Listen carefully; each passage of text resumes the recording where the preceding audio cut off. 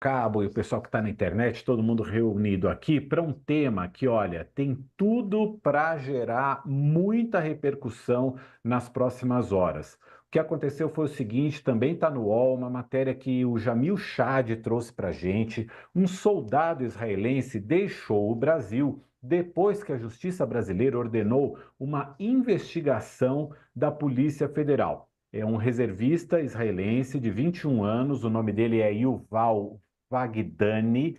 Ele passava férias na Bahia e a Justiça Federal determinou uma investigação contra ele por supostos crimes de guerra. Ele estava de férias na Bahia, mas havia lutado na faixa de Gaza. E esse caso levou autoridades israelenses a emitir um alerta a todos os seus soldados, indicando que eles podem ser processados no exterior por crimes de guerra e crimes contra a humanidade. A chancelaria israelense explicou que realmente acompanhou a retirada do soldado do Brasil e que entrou em contato com ele e sua família ao longo do processo. A Federação Árabe Palestina no Brasil explicou que esse soldado estava em turismo na Bahia e estranhou que a Justiça Federal Brasileira não determinou que a Polícia Federal tivesse requerido o passaporte desse soldado. De qualquer forma, professor, é, é estranho não haver retirado o passaporte, como também é estranho que as autoridades israelenses tivessem entrado em campo para acelerar a retirada desse soldado aqui do Brasil. Isso, que tipo de consequências pode trazer, consequência diplomática? Mauro, eu acho que é todo um caso muito nebuloso, ainda muito estranho, mas, sobretudo, que seja uma preocupação de que como o Brasil vai tratar casos semelhantes em outros, né, outras nacionalidades, em outros setores. Vamos lembrar que essa decisão, pela coluna, inclusive, do Jamil Chad, foi fundamentada no Estatuto de Roma. Estatuto de Roma que o próprio presidente já fez um corpo mole ali de dizer, não sei muito bem se o Brasil é signatário, se o Brasil está envolvido ou não, por conta lá da questão do Putin. Essa é a questão que me preocupa, porque nós vamos abrigar agora na condição de presidente dos BRICS, né, uma cúpula aqui no Brasil, e teremos aí outros atores aí envolvidos com outras coisas, inclusive os russos, inclusive o próprio Vladimir Putin, que já deu uma declaração que talvez não venha, mas que o presidente disse que se vier está garantido aqui. Será que o soldado israelense não estava garantido aqui, mas o presidente da Rússia está? Então, o que me preocupa, sobretudo nesse caso, são as consequências não só do relacionamento Brasil-Israel, que eu acho que sai machucado desse caso, mas também a repercussão para outros atores e outros casos semelhantes. Agora, fica claro, inclusive, é claro que essa questão já foi politizada, o ex-presidente Jair Bolsonaro já criticou a ação da justiça brasileira, já botou lá no X, no antigo Twitter, dizendo que Israel mandou uma equipe para ajudar as buscas em Brumadinho em 2019, e hoje o Estado brasileiro é que está colocando a Polícia Federal para investigar membros das Forças Armadas de Israel. Ao mesmo tempo, tem um texto muito forte no site da Federação Árabe Palestina do Brasil, dizendo que Israel está tentando está violando a soberania brasileira e promovendo a fuga desse soldado.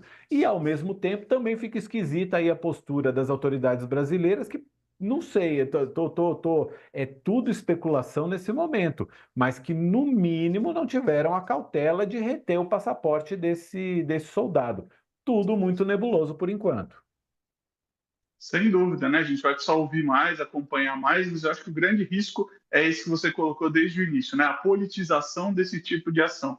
Nós estamos falando de relacionamento entre estados, para muito além de governos, seja governo de um lado, de outro, de esquerda, de direita. Infelizmente, no Brasil atual, como a gente está num contexto extremamente polarizado e sensível, tudo vira uma questão de um lado fala A, o outro fala B, rebate, tenta de alguma forma politizar e trazer ganhos para o seu lado e prejuízos para o outro. A gente precisa botar a bola no chão, como se diz, né? E tentar fazer uma discussão mais séria e racional. Para isso, eu acho que nesse caso específico, como em outros, a gente precisa aguardar um pouquinho mais. Acho que a gente tem aí os primeiros lances, né, dessa questão, e o que vier mais, a gente precisa estar sempre com a preocupação de entender isso como relações entre estados e não entre governos que se gostem ou não por ocasião ideológica.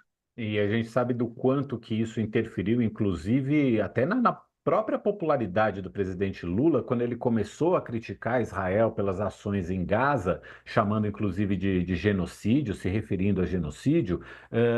Num primeiro momento, o governo brasileiro não foi tão taxativo em condenar a ação do Hamas, depois sim condenou, chamando de um ato terrorista, mas num primeiro momento houve um vacilo ali, ao mesmo tempo criticando muito Israel, e hoje Israel entra numa discussão política, ideológica e até quase que religiosa aqui no Brasil, que qualquer coisa que se fale contra a política israelense, parece que se está falando contra o povo de Israel, o povo judeu em si. As coisas estão um pouco confusas, né? As pessoas estão confundindo um pouco esses conceitos, né, professor?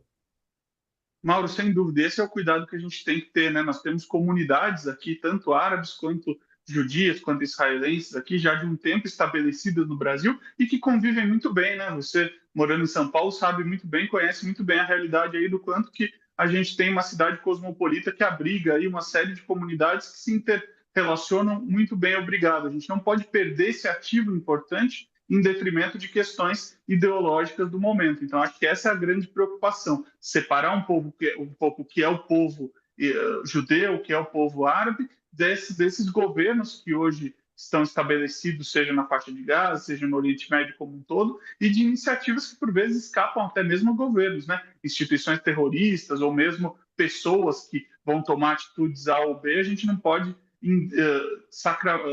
sacrificar a visão de uma população em detrimento de uma pessoa, apenas de um ato terrorista equivocado de uma pessoa. Então, acho que a gente tem que tomar muito cuidado com essas análises apressadas de alguns, para não subverter e não perder determinadas conquistas que a gente já tem estabelecidas de muito tempo aqui dentro do Estado brasileiro também. Professor, mudando de assunto aqui, uma outra reportagem, uma reportagem do